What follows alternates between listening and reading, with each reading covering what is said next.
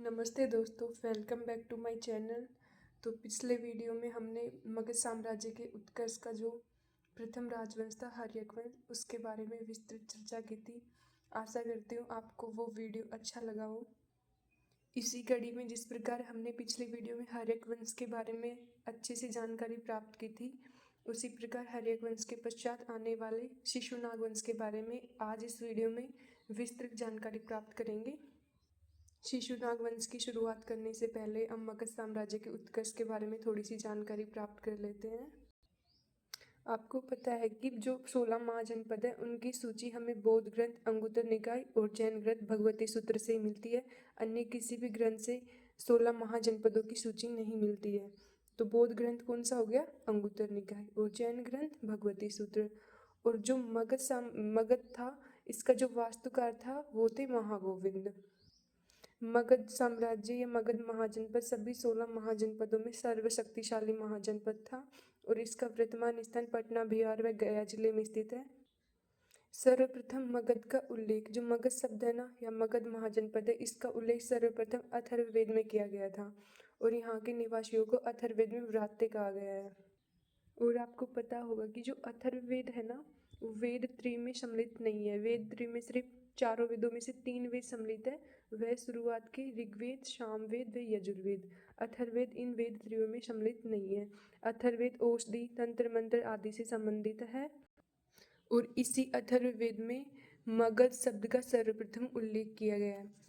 अब हम जान लेते हैं कि मगध साम्राज्य का उत्कर्ष क्यों हुआ, यही सबसे शक्तिशाली महाजनपद क्यों था। तो इसके बहुत सारे कारण थे।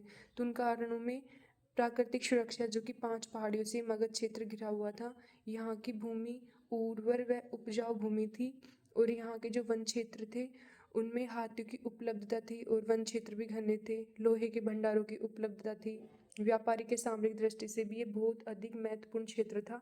इस कारण यह सबसे शक्तिशाली महाजनपद बना और यहाँ पे अच्छे व बड़े राजवंशों का उदय हुआ। मगध साम्राज्य पर शासन करने वाले प्रमुख राजवंश कुछ इस प्रकार थे।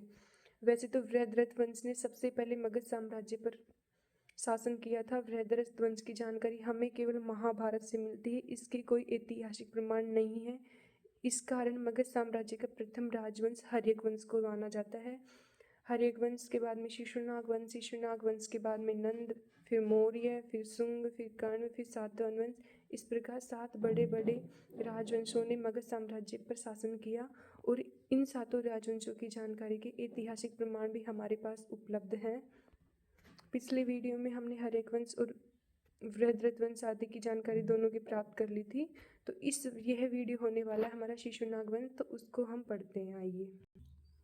पिछले वीडियो में मैंने बताया था कि जो हर्यक वंश के अंतिम शासक थे नाग दर्शक या दर्शक, उनकी हत्या शिशुनाग ने की थी।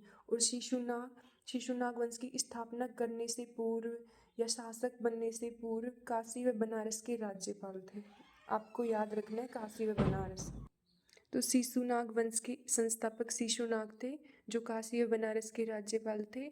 और इन्होंने हर्यक वंश के अंतिम शासक नागदर्शक या नागदर्शक की हत्या करके शिशुनाग वंश की स्थापना की थी।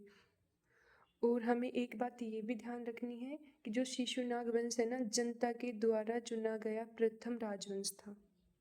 तो जनता के द्वारा चुना गया प्रथम राजवंश कौन सा है? शिशुनाग वंश। और जो हर्यक वंश है वह क्षत्रिय वंश था। तो शिशुनाग ने मगध साम्राज्य में अवंती व वत्स का विलय किया था। इससे पहले हर्यक वंश में हमने जाना था कि जो अंग क्षेत्र है उसका विलय किया था बिंबिसार ने। बिंबिसार ने किया अंग क्षेत्र का विलय।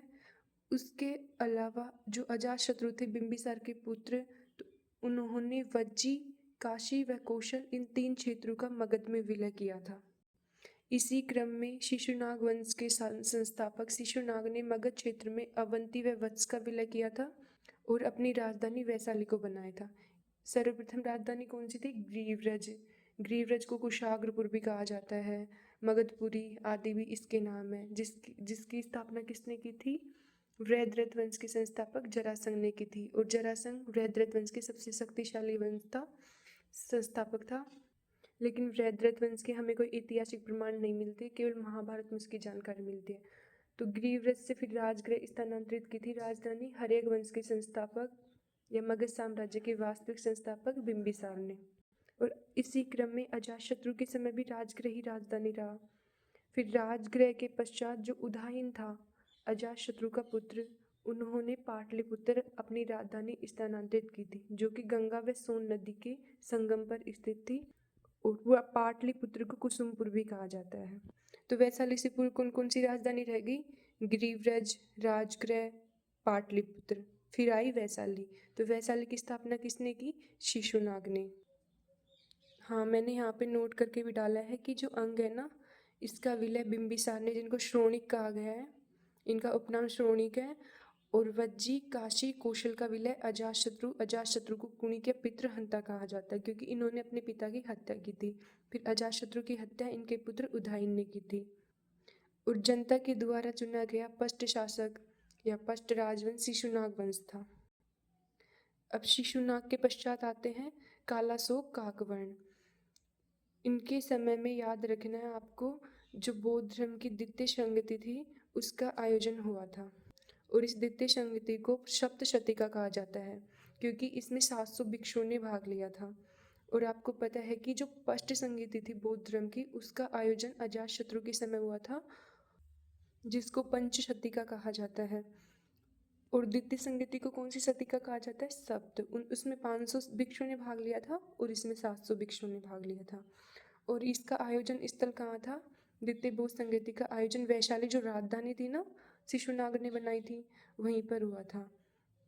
चुलवग में हुआ था और बालूकाराम विहार में इसका आयोजन हुआ था। और इनके अध्यक्ष थे सर्वकामनी या साउ कमेर। और कालाशोक ने एक कार्य किया, जो शिशुनाग ने वैशाली राजधानी स्थानांतरित की थी, उन्होंने पुनः पाटलिपुत्र को राजधानी बनाया था। कालाशोक से ज़्यादा क्वेश्चन नहीं आते, आपको बस द्वितीय बौद्ध संगति का इसमें थोड़ा ज़्यादा ध्यान रखना है। और द्वितीय बौद्ध संगति के अध्यक्ष वगैरह इनको देख लेना। और जो शिशुनाग वंश के अंतिम शासक थे वो थे नंदीवृदन। हर्यक वंश के अंतिम शासक कौन थे? नागदर्शक या दर्शक। और शिशुनाग वंश के अंतिम शासक कौन है? नंदीवृदन। और नंदीवृदन की हत्या नंदी की नंद ने, मतलब नंद वंश के जो प्रथम शासक थे या संस्थापक थे, महापद्म नंद, इनके अंत में भी नंद आ रहा है ना, तो नंदी की नंद ने हत्या की थी। और महापद्म नाम को सर्वछत्रांतक, उग्रसेन, एकटार, इन आदि उपाधियों से विभूषित किया गया था। और ये भी अपने राजवंश के काफ़ी प्रसिद्ध शासक थे। तो अगला वीडियो हमारा नंद वंश के बारे में होने वाला है। आपको ये वीडियो कैसा लगा कमेंट करके ज़रूर बताएं, और अच्छा लगा हो तो लाइक शेयर ज़रूर कीजिए और सब्सक्राइब भी कर लीजिए चैनल को। धन्यवाद, थैंक यू।